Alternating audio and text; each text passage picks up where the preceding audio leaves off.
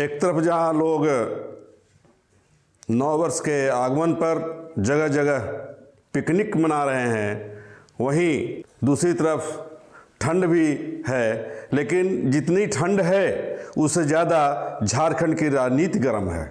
झारखंड की राजनीति गर्म है और स्थिति यह बन रही है कि संभव है जल्द ही झारखंड के मुख्यमंत्री हेमंत सोरेन की पत्नी कल्पना सोरेन झारखंड में मुख्यमंत्री का पद संभाल सकती हैं।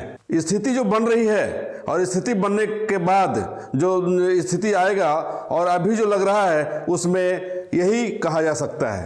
कैसी स्थिति, कैसा माहौल, आपको बताएं कि अभी झारखंड में विधानसभा का गठन हुआ और विधानसभा के गठन के बाद अभी उसका टेन्योर 1 साल से कम बचा हुआ है। ऐसी स्थिति में गांडे के विधायक, गिरिडीह जिले में है, गांडे के विधायक डॉक्टर सरफराज अहमद ने इस्तीफा दे दिया। क्यों इस्तीफा दे दिया?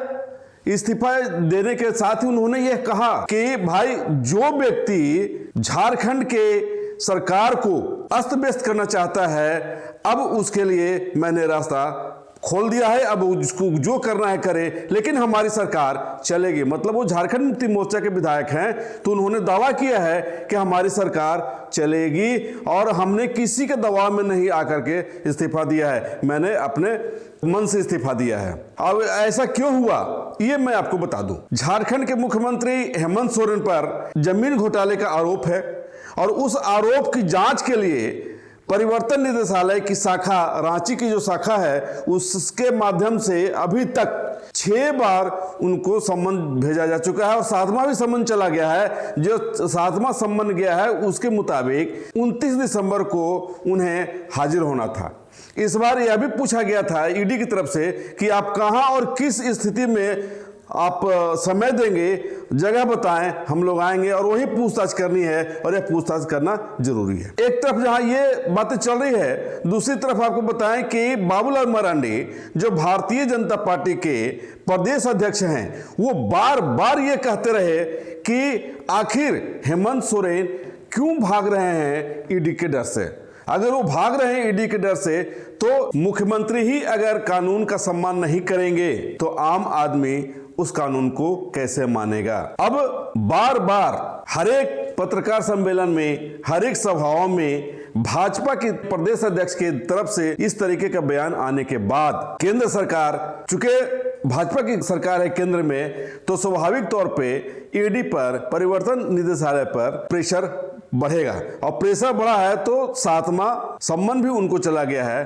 और 7वां सम्मन जाने के बाद झारखंड में सरकार में जो संगठन सम्मिलित है उसमें कांग्रेस है, आरजेडी है और झारखंड मुक्ति मोर्चा। झारखंड मुक्ति मोर्चा बड़ी पार्टी है। बड़ी पार्टी होने के नाते हेमंत सोरेन मुखिया हैं सरकार के और मुख्यमंत्री हैं, तो स्वाभाविक है कि जब वो मुख्यमंत्री नहीं रहेंगे, यानी लोगों को यह डर है कि इस बार अगर नहीं गए, और 2 दिन तो बीत ही गया, गए नहीं है, तो निश्चित तौर पे ईडी की तरफ से कोई बड़ी कार्रवाई हो सकती है। अगर बड़ी कार्रवाई हुई तो उस स्थिति में मुख्यमंत्री किसको बनाया जाए। आपस में तय तमन्ना करके उन लोगों ने देखा कि भाई कल्पना सोरेन को मुख्यमंत्री बना दिया जाए, और जब कल्पना सोरेन मुख्यमंत्री बनेगी तो उनको विधायक भी बनना होगा। संभव यह भी है कि जल्द ही उन्हें मुख्यमंत्री जो हेमंत सोरेन है उनको इस्तीफा देना पड़े और इस्तीफा देने के बाद तुरंत कल्पना सोरेन को मुख्यमंत्री का ताज पहनाते हुए उनको शपथ दिला दिया जाए।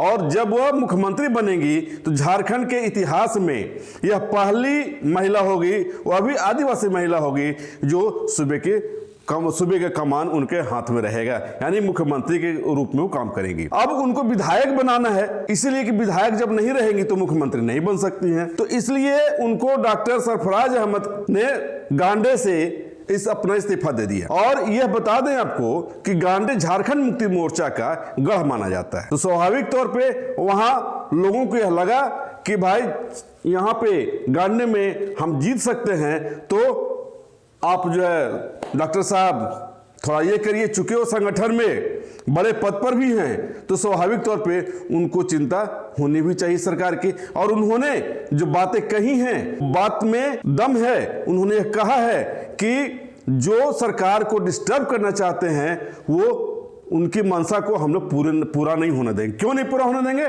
क्योंकि सरकार हमारी अच्छी चल रही है, सरकार विकास का कार्य में लगा हुआ है, सरकार के तरफ से जो भी योजनाएं आ रही है लोग बहुत ज्यादा लाभ और मिल रहा है। लेकिन कुछ लोग सरकार को डिस्टर्ब करना चाहते हैं। जैसे ही मामला आया प्रकाश में कि डॉक्टर सरफराज अहमद ने इस्तीफा दे दिया है, तुरंत भाजपा के नेता निशिकांत दुबे ने कहा कि अब मुख्यमंत्री को इस्तीफा देना होगा और मुख्यमंत्री इस्तीफा देंगे तो कल्पना सोरेन को मुख्यमंत्री बनाया जाएगा। लेकिन उन्होंने तकनीकी पर बताते हुए कहा है कि वह भी मुख्यमंत्री नहीं बन सकती। क्यों नहीं बन सकती? इसलिए कि प्रावधान के मुताबिक 1 साल से ज्यादा अगर रहेगा समय सत्र का या विधानसभा का टेन्यूर अगर है, 1 साल अगर बचा हुआ है तो वहां विधानसभा का चुनाव नहीं हो सकता है, उपचुनाव नहीं हो सकता है। और यहां जो है झारखंड में अभी 1 साल से कम ही टेन्यूर बचा हुआ है जो आपका चल रहा है। और ऐसी स्थिति में किसी भी सूरत पर मुख्यमंत्री अगर बन भी जाती है तो वो विधानसभा में नहीं जा सकती, विधायक नहीं बन सकती है।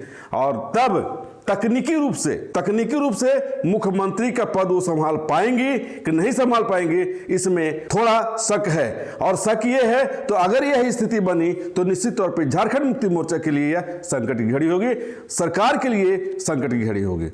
अब ये देखना है कि भविष्य क्या है। लेकिन निश्चित तौर पर झारखंड की राजनीति में इतनी गर्माहट आ गई है कि लोग अब सरकार को बचाने में लगे हुए हैं और दूसरी तरफ लोग सरकार को गिराने में लगे हुए हैं। अब स्थिति पर SNS 24 नजर रखे हुए है। कब क्या होगा आपको प्रतिदिन इसकी सूचना या इसकी खबर SNS 24 देता रहेगा। धन्यवाद।